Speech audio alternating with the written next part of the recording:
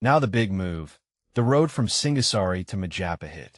Dapunta Hyang Sri Jayanasa, part king, part mystic, all ambition. He sails his fleet up the Musi River, and Palembang is about to get a new landlord. First, let's set the stage.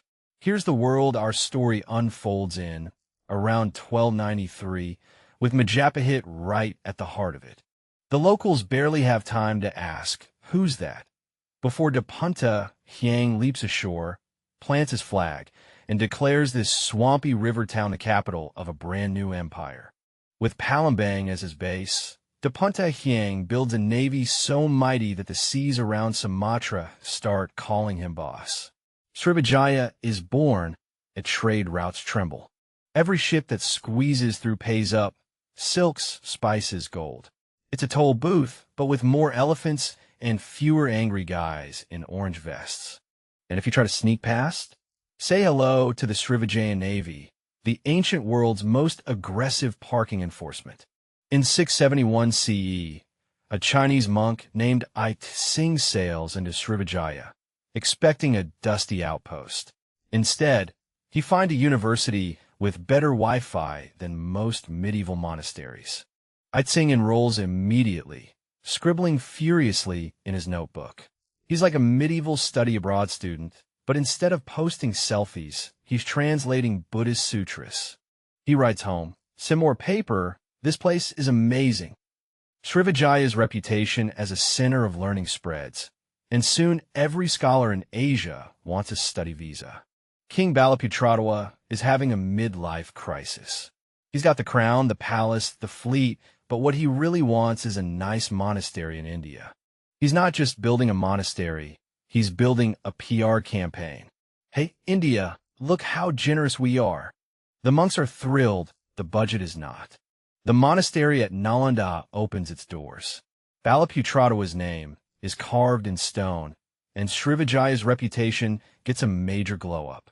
The 11th century rolls in, and Srivijaya's golden age is about to hit a reef. Enter the Chola Empire, the new bullies of the Indian Ocean. The Chola Navy, fresh from conquering half of India, decides Srivijaya's toll booth looks like a nice addition to the family business. In 1025, the Chola fleet crashes into Srivijaya's waters like a monsoon that forgot to be polite. The battle is on. Srivijaya's navy, once the terror of the seas, is now a floating buffet for Chola archers. Their arrows rain down like a very pointy hailstorm. The Chola king, Rajendra I, doesn't just win, he captures the Srivijayan king and hauls him back to India as a souvenir. Talk about a bad vacation. Meet Kertanegara, king of Singhasari, self-proclaimed lord of the mountain, and absolutely convinced he's the coolest thing since sliced rice. He sends envoys to far-off kingdoms, demanding they bow to him. The envoys return with gifts, but also a message: they laughed in our faces. Kertanegara is not amused. Determined to prove everyone wrong, Kertanegara launches a massive naval campaign. He's going to conquer the seas, one island at a time. Spoiler, it doesn't go as planned. The fleet sails, but the seas are rough, and half the ships turn back. Kertanegara's dream of a united archipelago hits a wave of reality. Kublai Khan is not a man who takes insults lightly.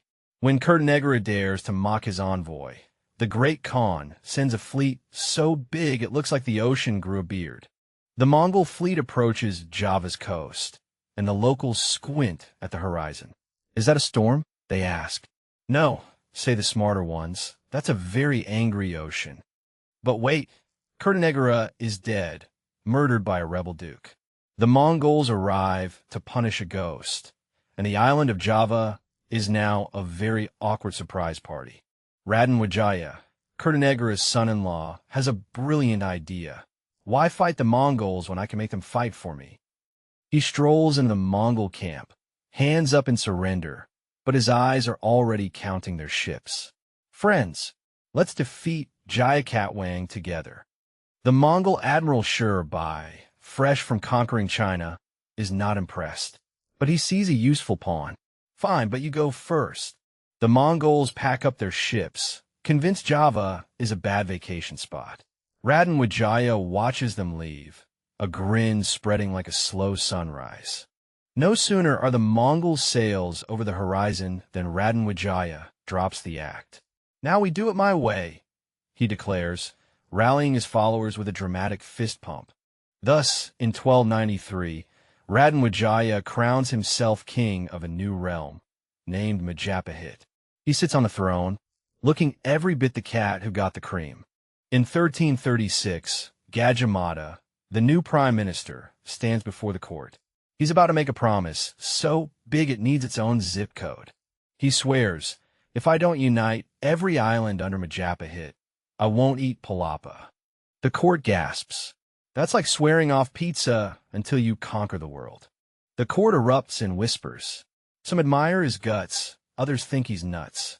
But Gajah Mada just smirks. He's got a plan, and it involves a lot of conquering. Gajah Mada points at Bali on a mental map, grinning like a kid who just spotted the last cookie.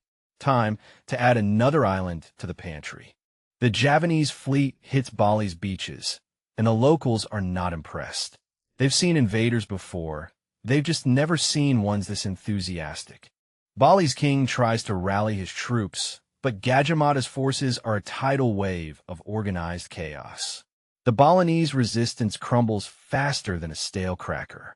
In 1350, young Hayam Wuruk takes the throne, and Majapahit is already the biggest, baddest empire in the region. His first official act? Try not to look intimidated by his own prime minister.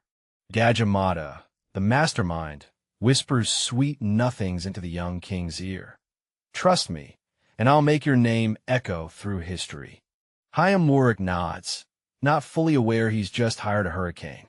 And so begins the Golden Age. Trade flourishes, temples rise, and poets write odes. But let's be honest, Gajah Mada is the real star, and he knows it. In 1365, poet Prapanka sits down with a fresh palm leaf and a burning question. How do you make an empire sound even cooler than it already is? He scribbles furiously, listing every island, every tribute, every glorious battle. Basically the medieval equivalent of writing "My dad is stronger than your dad," but in beautiful verse. When he finishes, he slams down his stylus and declares a masterpiece. The Nagarakertagama is born, part history, part propaganda, all flex. But every empire's favorite party trick is tripping over its own feet. In 1364, Gajah Mada, the guy who swore off spices until he conquered everything, suddenly gets very sick. Was it poison? A tropical bug? Or the universe's way of saying, "No more conquests, buddy"? Either way, the man who united an archipelago is now uniting a bunch of mourners. And just like that, the great unifier is gone. His grand plan? Left to a young king who's about to discover that ruling an empire is way harder than inheriting one. Hayam Wuruk kicks the bucket in 1389, and his heirs immediately start a game of musical thrones. Spoiler, nobody's sitting when the music stops. The Paraguay Civil War erupts in 1406, and the two Javanese armies smash into each other like a couple of angry bulls fighting over a rice paddy. And here's Majapahit up close, where our story really plays out. Malacca's founder Permasvara grins as he watches ships pour into his harbor, each one a golden ticket. Majapahit's merchants? They're starting to sweat. See, Malacca sits at the perfect choke point between China and India. Every spice ship has to squeeze past, and Permasvara charges them a toll with a smile. By 1430, Malacca's harbor is a bazaar of babble, with traders haggling in a dozen tongues. Majapahit's once mighty port of Palembang, a quiet fishing village. Coastal ports, once loyal, now fly the flag of Islam and sing a siren song to passing merchants. Come trade with us, we won't tax you into bankruptcy. The Sultan of Demak, Raden Pada, is the new kid on the block, and he's not just taking customers, he's taking the whole neighborhood. Majapahit's king, Srivijaya V, tries to play peacemaker with a marriage alliance, because nothing says "I love you" like a strategic wedding. But the Sultan's answer is a cannonball to the royal palace. Nothing says no thanks like a flaming projectile through your window. When the dust settles, Indonesia looks at the wreckage and picks out the good bits. Majapahit's emblem? Now it's the nation's symbol, a proud eagle named Garuda. But wait, there's a catch. The eagle's feathers? They count exactly 17, one for each province, and the motto? Unity in diversity. A whole empire boiled down to a bird. And so the spirit of Majapahit lives on, not as a conquering empire, but as a reminder. Even if you trip over your own feet, you can still leave a legacy that soars.